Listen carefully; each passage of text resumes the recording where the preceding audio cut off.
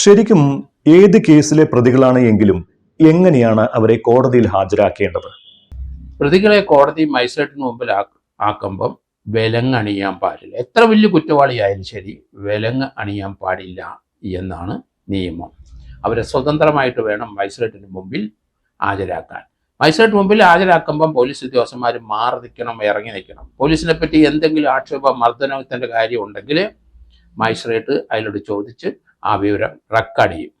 അതിനൊരു സന്ദർഭം ഒരുക്കാൻ വേണ്ടിയിട്ടാണ് അവരെ വിലങ്ങഴിച്ചിരിക്കണം മജിസ്ട്രേറ്റിന് മുമ്പിൽ വരുന്നത്. രണ്ടാമത്, ആ പോലീസിൻ്റെ സാന്നിധ്യത്തിൽ ആയിരിക്കത്തില്ല മജിസ്ട്രേറ്റ് ഈ പ്രതിയായിട്ട് സംവദിക്കുന്നത്, പ്രതിയായിട്ട് ചോദിക്കുന്നത്. അതുകൊണ്ട് കോടതി തന്നെ പറഞ്ഞിരിക്കുന്നു, അറിയപ്പെടുന്ന കേസ് നേതാക്കന്മാരാണ് കോളേജിലൊക്കെ, അവരൊരു കുറ്റം ചെയ്തു എന്നാണ് പറയുന്നത്. ആയിക്കോട്ടെ, അവർ ചിലപ്പം കുറ്റം ചെയ്യാം, ശരിയായിരിക്കാം.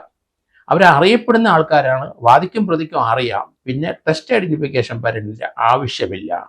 അങ്ങനെ ഒരു വലിയ അന്വേഷണ ഉദ്യോഗസ്ഥനാണ് താനെന്ന് വീമ്പിളക്കാൻ വേണ്ടിയിട്ടും ചില ആൾക്കാരെന്ന കാരുണ്യ അക്കാര്യത്തിൽ കിട്ടാൻ വേണ്ടിയിട്ടും ഷാജഹാൻ എന്ന് പറഞ്ഞ SHO ഈ രീതിയിൽ നിയമങ്ങളെ വളച്ചൊടിച്ച് അവരിൻ്റെ പുറത്ത് കയറുകയാണെങ്കിൽ തീർച്ചയായിട്ടും അതൊരു ഡിഫമേഷനാണ്.